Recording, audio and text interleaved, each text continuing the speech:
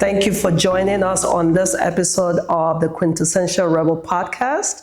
This is your host, Oreme Karim. So this is part 2. Welcome to the part 2 of this issue, this topic, this episode that we're talking about today. Have you subscribed to my YouTube channel? Have you viewed? Have you shared? Have you liked? I need your support, okay? So like, click, share, and also tell all your friends and family about this new YouTube channel. Okay, so what we're discussing today is trauma and grief. They kind of go hand in hand. So, trauma, I believe in my personal opinion, that every human being on earth deals with trauma or has dealt with trauma or will deal with trauma or is currently dealing with trauma. I don't believe anyone is exempt from that, but that is just my personal opinion, simply because I believe that life happens and life will happen. Now, people deal with trauma for so many different reasons. Like for me personally, I've had losses, I've had deaths in the family. I remember when my dad died and I was pregnant with my first child then. So you can just imagine being new in the country, being new in the US, and not having the opportunity to travel back simply because I was pregnant. And in my first trimester, and I'm thinking, okay, I don't want to lose this baby, traveling all the way, then now dealing with this grief. There is a possibility, talking to my doctor and everything, there is a possibility. And so having to not travel as a result of that, missing a whole funeral of your dad and having to play that in your head over and over and over for many years. And then also the loss of my mom, the loss of my father-in-law, and so many other, friends and family that we have lost over the years. But trauma is not just about the death of a loved one. Trauma can present itself as a result of life and so many life experiences that we've had. So who wants to go first just to tackle the issue of trauma? Anybody can go first. Okay. So take it away, Teah. I love take it away. Simplicity. Okay. Yes. So I describe trauma as 3 things. Like when I describe this to my clients. Yeah. Trauma can be an event or a series of events. Trauma is our emotional and physiological response to said event. Yes. Trauma is also and can also be a change to your brain chemistry. Okay? And so I also describe it as, we got big T's and little T's. So big T's are the ones that are really obvious. So there's physical abuse, sexual abuse, I don't know, I was in a car accident and that really impacted me. Little T's may not be so obvious and they can also be normalized. So if I've got a parent that may verbally abuse me or maybe neglect me, we can also see those as trauma. So it's not that those aren't big deals, but they are less noticeable, but they still hit big. So big T's, little T's, and that kind of 3 thing that I said about what trauma is usually how I describe it to folks. Because most of the time when I see people, and on my assessment, I'll say, is there any history of trauma or abuse? And most of them will say no.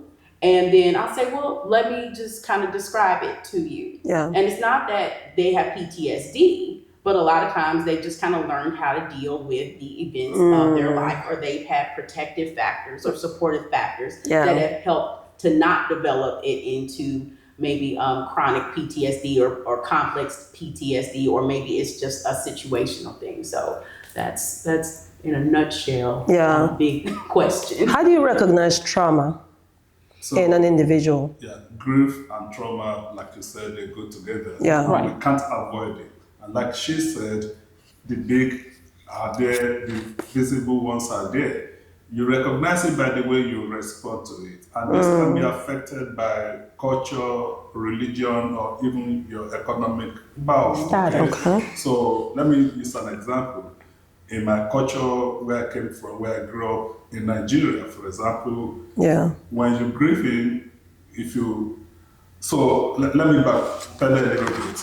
English is not my first language. It's none of ours, okay? It is I not know that mine was either. coming out. I know that is But coming out. English language is so rich. They Yeah. have words for everything, or almost everything. Yeah. So like if you lose your wife, they call you a widower. If you lose your husband, they call you a widow.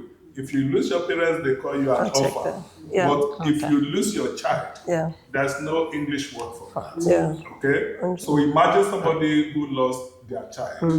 How do you explain that kind of grief? What kind of traumatic experience do you think they are going through? So there are no words to define it other than to just bring out the practical examples of what can cause you grief, the sudden situation, which can be an event, which can be a long-drawn thing. For example, the traumatic experience of having been maybe sexual assault on a kid in an alley, and when the person grew up, and you're having issue with sexual relationship with your spouse, and she's unable to share with the spouse what she went through. You just found out that she's not interested in sex, for example. So, but there's this trauma that has been long drawn that she's not talking about, she doesn't feel comfortable talking about. So these are real things that can affect or have been affecting. Talk of incestuous relationship too, which you can't share because of the shame, the stigma, because this person is a member of your family, and so on and so forth. So it's difficult to talk about, but again, it's something one has to do. Chief Angela, how do we? Sorry, before you ask your question. So, talking about trauma and grief. In my line of work with in mental health, I discovered like they say the brain keeps count. Okay, the brain keeps score, it keeps count. Yeah. I discovered that when you think of Africans, I'm using the word African, people coming from Africa, right? I discovered that the Liberians were presenting with more, the Liberians were presenting with more mental illness, as well as compared to the average African, okay? Why is that? And I'm coming to that, the Liberians, and then you have the Sudanese, okay? And the Congolese. The common denominator there is war. These are children or people born into war situation. They might not have experienced it, but somehow there is that transference growing up so that they now are those trauma. Okay, some of them have experienced it, some of them did not experience it, but somehow it has psychologically affected them. So I kept mental record. I should have kept a physical record of that compared to the average Africans. I was seeing more of this population with mental health, with, when you think of mental health and everything and trauma, because I finally analyzed it that's the cause, because that's the common denominator. So in trauma, when we talk about trauma and grief, right, which goes hand in hand, losses, and we think about loss, okay? A lot of the time, regardless of what the trauma is, you've encountered or experienced loss, okay? And when we think about loss, a lot of the time we're thinking about death, but relationship. You could, if you're getting a divorce, that's a loss, right? If you are job, you can have job loss. And the biggest one that I am seeing or have seen, it is very traumatic. African American male are very traumatized by the situation of the government, the oppression. Police That is the brutality and all of police brutality, things like that. These are huge trauma, very, very trauma. They are grieving. And that is why you see that, hence, you also see, coming back to the topic we discussed, we discussed before, when they are labeled antisocial, and that feeds into it. So these are all long traumas. These are all, grief. They are grieving in one because they've lost a lot. A lot of them have lost people incarcerated to gun violence, to things like that. So these are all the losses and the grief they are dealing with. And they suppress it because a man is supposed to be strong. We are not supposed to be talking about it and everything. But so these are all series of losses and traumas and everything. So that as a society, as a people, we deal with and everything. So we need to be recognizing that when, as clinicians and doctors, not just in mental health, but even when you mean doctors, meaning primary care, PCP, all over, everybody, we need to come together and be recognizing this and asking, and that will be our conclusion, asking this question, looking at our people's environment, how is it traumatizing them, and how are they grieving? Because when you experience trauma, you grieve your loss. So let me ask you, Teah, a follow-up question to what Chief Angelo just talked about in terms of the populations in Africa that experience trauma the most because of war-torn nations, right? You mentioned 3 countries. How have you seen trauma manifest in the Black community as it relates? Because we're still talking about, when you talk about slavery, wasn't that long ago. Some people like to say, forget it, why are we still talking about it? That happened 400 years ago, and it didn't happen to you. It happened to your forefathers and all of that. But 400 years ago wasn't that long ago. But, and that's not when all of that ended, but that's a discussion for another day. But how have you seen that manifest in the lives of our Black brothers and sisters? It's a complex question, because you're right. When we talk about, there's slavery, there's the trauma of that, the trauma of families being torn apart, the trauma of watching people being beaten and raped. There are whole breeding farms, because after they stop the slave trade, you have to get slaves somewhere, so you can create a whole farm where people, these things happened. Then after the end of slavery, you have 10 years of Reconstruction where there was a little bit of sunlight. There was a little bit of sunlight and a little bit of rights. Then after that, you get 80 years of Jim Crow. Or you have lynching and all. So all of this, the body remembers, the brain records. Our brains are, just at the basic level, are wired for connection or protection. Right? And so the body remembers, the genes remember, all of that. And so it keeps folks aware. So even though you might have different socioeconomic status of folks, you could get folks who make, $200,000 a year in a room with somebody that's only making $15,000 a year, and still be able to come into a room and talk about how they might feel when they see the state troopers or the police or the sheriffs. Maybe not all of them, but 9 times out of 10, we're going to say our heart is racing, even if we've not even been accosted by one. Because of past experiences. Because of the past experience of that, and it's because we know that we have to be aware of what's going on. So there are so many different factors here. So it doesn't even have to be police. It can just be work. The awareness that you have to have of, make sure you don't mess up. Don't mess up. You cannot be as good. You have to be better to get maybe half as much. And so I think that it is. Isn't that exhausting though? Yes, and doesn't that lead to more traumatic experience? Yes, that's exhausting. And so all of that. So that's why it's such a complex topic, because, and then when you put in the whole thing about stigma and not getting the value of not getting help for that or having access to, right? So we're talking about these young men we got to talk about the trauma of poverty. Correct. I mean, come on, because our brain and body seek safety. That's how we really can grow.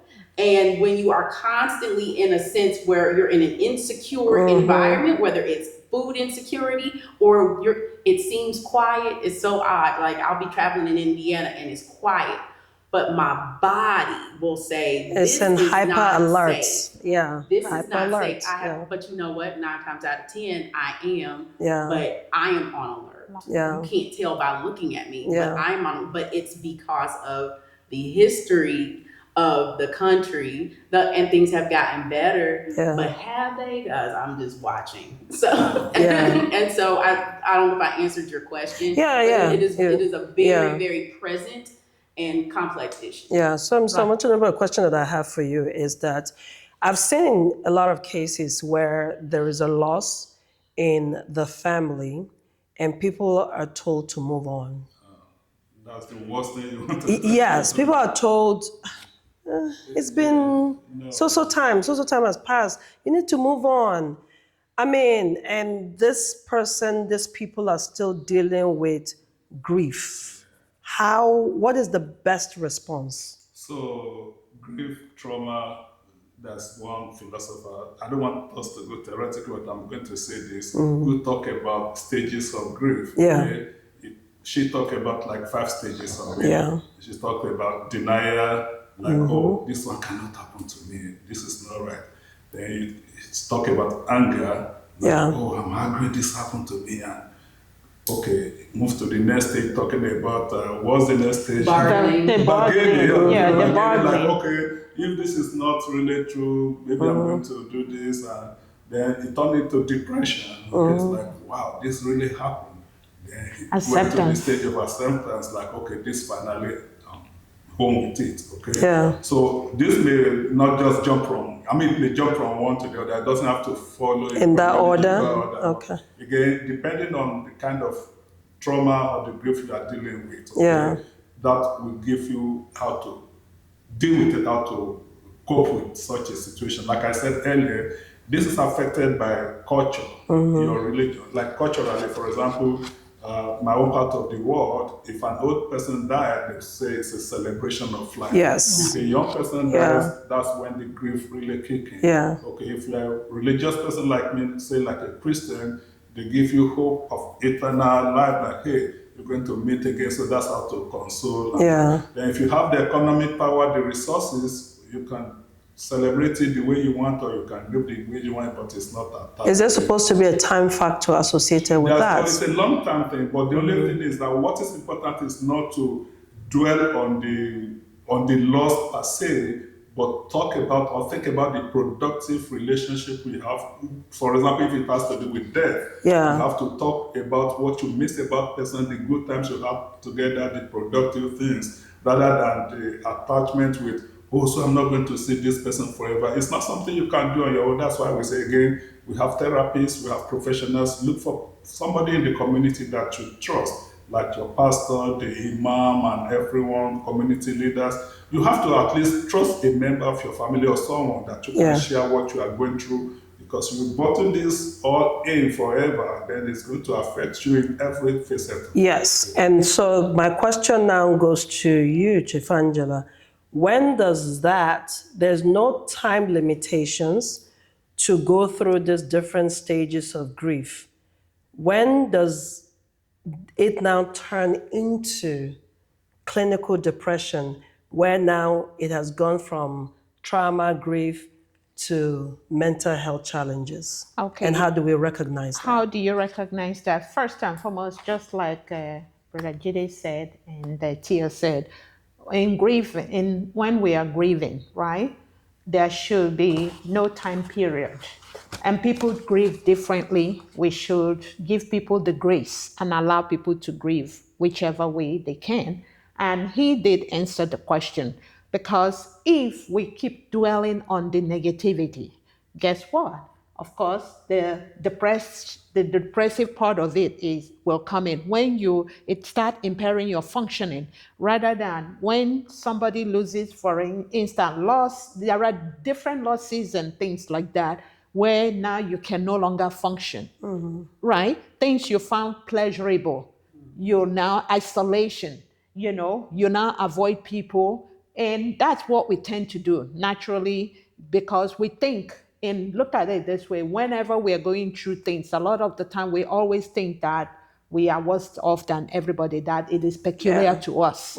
So we need to know that grief is not peculiar to one person. So if we now isolate, we now keep it to ourselves and things like that, then it could become clinical depression. It could now lead to other mental anxiety, because when you face trauma, when you face losses and everything, a lot of the time, maybe the first stage is true, you experience depression, you experience anxiety and everything. But when it now starts impairing your functionality, then this is clinical. It becomes clinical. It becomes affects your job. It affects your job, your functioning, your and family, even yourself physically, even health-wise. It affects your. So this is now we are looking at it clinically and everything. So this is why they say stitching time saves nine.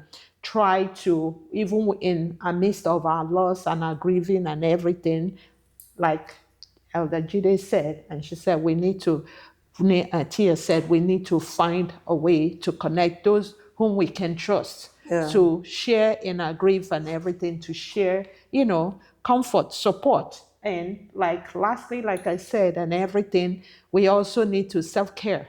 Find a little bit of self-care. And this could be, we all have our self-care and a different support system. It's important to have a different support system. And please, if you do know of somebody or see or, hear somebody who is going through loss, reach out. Reach out, yeah. Reach out. Reach out to them. They might not ask for your help. They might push you away, but try as much as you can to reach out. Picking the phone, call, and how are you doing today? You're reaching out. You are trying to get that person out of that depression. When you do it long enough, the person will know that they can trust you. They will reach out. These are some of the ways of, we can do that. Text and everything. Show concern, show love. Go out of your way to let people know that they can trust and they can count on you and everything. It's a lot of work, but we can do it. So I have one final question.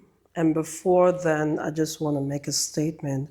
I guess for me, growing up in Nigeria with the mentality that it takes a village to raise a child, we have this village mentality where we not only look out for each other, but we made it our duty, our responsibility within the community, within the family, to ensure that we're all okay. My child was your child was mine.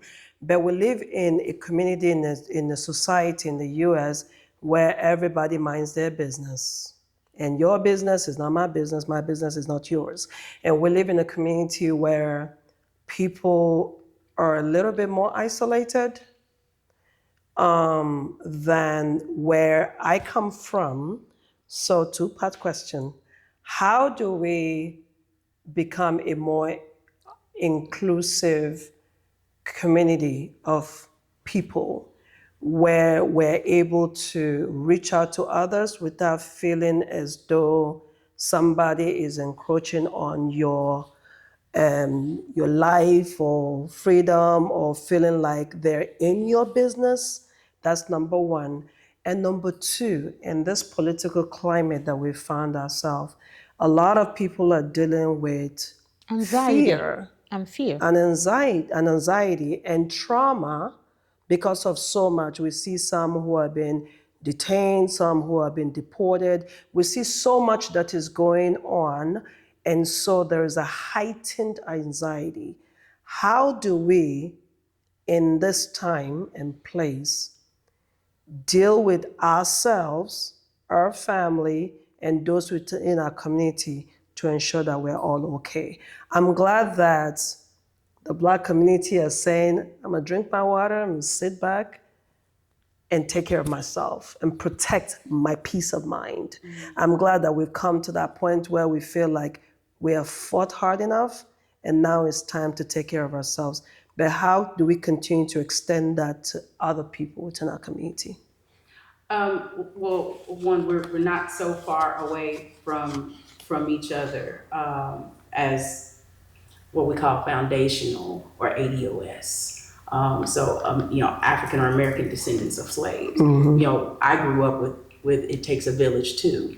And so I grew up with a village and a community too. The breakdown that we have for me is more recent. And so we grieve that. If I got in trouble, my neighbor, the person down the street. So we grew up with that adage as well, and with that practice as well. I do believe that having discussions like this and coming together is really, really important so that we can learn to trust each other. Again, culturally in the United States, it values individualism. Yes. Black people and people of color, we have never really been able to survive separately. True. We need each other. We need each other. Yes. And so I think sometimes generationally, we struggle when we may see our younger ones with such an individual mentality. I'm a Gen Xer, so I was born in 1976. My daughter's a Gen Z person. So I try to teach her very much so that we need each other. There's no light skin, dark skin. There's none. These are the conversations that we have to have in our household. So I think that we have to continue to. I love that you're having this conversation, because I think that ADOS Black folks, and I think that Black people who came from the continent also need to talk, because there's a whole lot of misconception and myths around those relationships as well. When the truth is, when they look at all of us, we all just look Black. We're all the same. we do, but we know that we all have our individual distinct and share that. So it might sound a little Pollyanna about it, but somebody has to be willing to take the step to come together. So I'm really appreciating this conversation and appreciating this space, because that's how you start that and to teach that again as a value versus this very capitalistic individual culture where it's great, but we lose community when we give that up entirely. Yeah.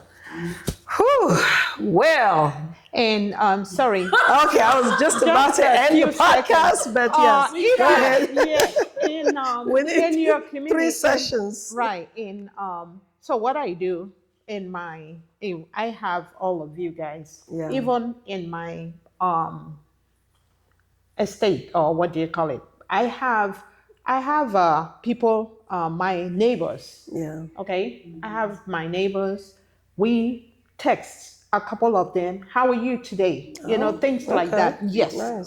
If I've not heard from them a couple of days, how are you doing? Okay. We pray together. We go for walks together, but just checking on each other too. In your neighborhood, find people, your neighbors, even those who have been mean to you. Be kind. How are you? When you're working on, let the kids know that, how are you?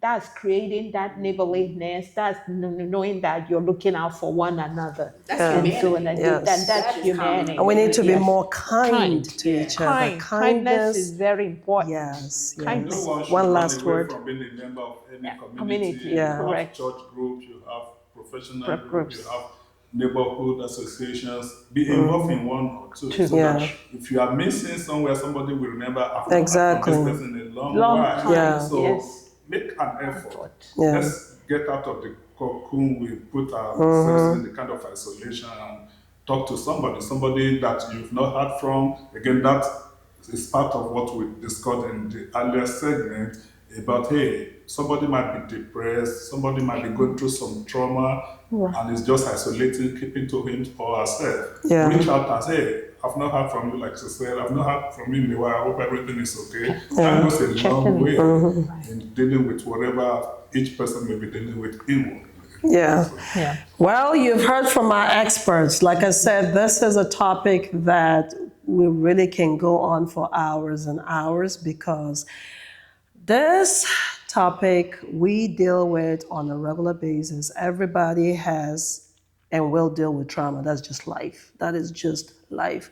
So thank you so much to Chief Angela Brewer Johnson, Teah, Williams-Hampton, and to Mr. Jide Omotinugbon for being Elder. on. Don't forget Elder. Oh, we already said that at the beginning. Oh, we should have said chief. We should have said chief as well. Elder Chief. Yes, all the titles. Thank you for being on the hot seat today and coming to come and talk to us, talk to the people about these very important topics. I really do appreciate you guys very much so. And this is not the last time you see their faces or hear their voices. I'm pretty sure that they will be back. Thank you all so much for sticking around. Until next time, take care, everyone.